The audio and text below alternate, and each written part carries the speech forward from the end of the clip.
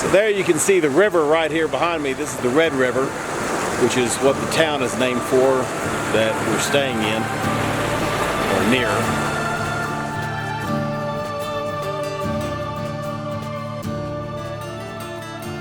Oh yes, Mr. President, I'm doing just fine. I just was enjoying myself here in New Mexico.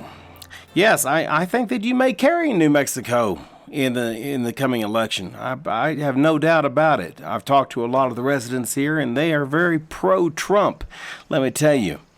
Yes, well, I'll tell you what, I got to let you go because I've got to do this. I got to do this show because I'm a little bit behind. Yes, just I realize, yeah, you're behind too. We're both behind. Well, we'll both catch up. Hey, listen, I'll catch up with you later on, and we'll talk again. Bye-bye. Well, here I am in New Mexico.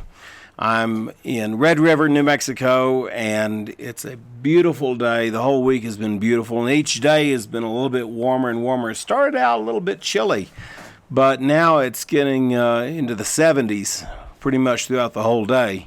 And I'm sitting out here on this porch. This isn't usually where I sit and have my cigars. I'm usually sitting over there with my cigars.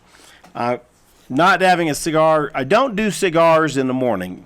It's about 10 or 11 o'clock in the morning right now. I've been up since about 8. Had a little bit of hard time breathing. The thin air up here. I talked to one of the local residents, and he says that it takes about 2 weeks to acclimate yourself fully to the thinner air, the altitude. But I had a hard time breathing, so I only slept for about 5 or 6 hours, and I decided to get up and enjoy this beautiful weather. Anyway, I'm having my orange juice. Man, I love orange juice. Anyway, now this show is a varied mix of many things, but I thought I'd start out with is something that I heard that Donald Trump talk about the other day, and that is that he thought that he might be able to carry New Mexico because of the amount of illegal immigration coming across the border, and the New Mexico government has asked the federal government to do whatever they can to aid them in stopping it. Here in New Mexico, I talked to one of the residents here that's building a local cabin down here on the river, and he's a business owner, has been here, his family's been here since 1862, and he's very well familiar with, at least here in the Red River Valley of New Mexico. He explained to me that I asked him, he's building a house. He's building a house, and I asked him, I said, well, how long is it going to take? Because he's already got most of the framing up.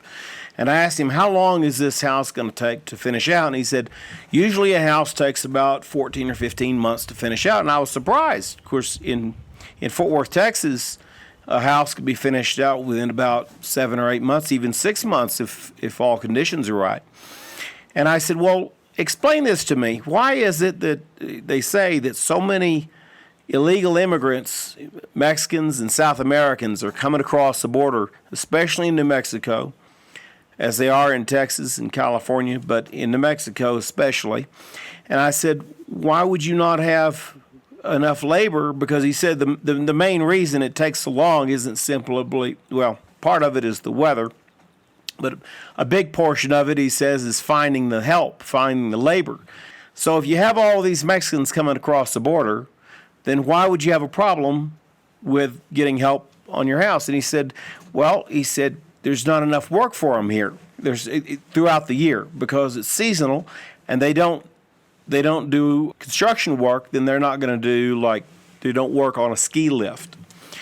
He said a lot of them come across the border and they go on to Arizona, or they go on north of here and back into northern Texas and Oklahoma, where they can find family who can take care of them. So that is an interesting aspect of where they go and how that's something else I'd like to see happen on the news. The media seems to have a lot of time on their hands to go over the same thing over and over and over, like the Mueller report. Well, it'd be interesting if they did some kind of analysis of tracking of when these Mexicans come across the border, What direction do they take? What states do they take after, and where do they end up? Of course, a lot of them end up in sanctuary cities, which Donald Trump is trying to stop, which it would be nice if he could just shut down all funding for these cities. And, of course, the Democrats get in the way.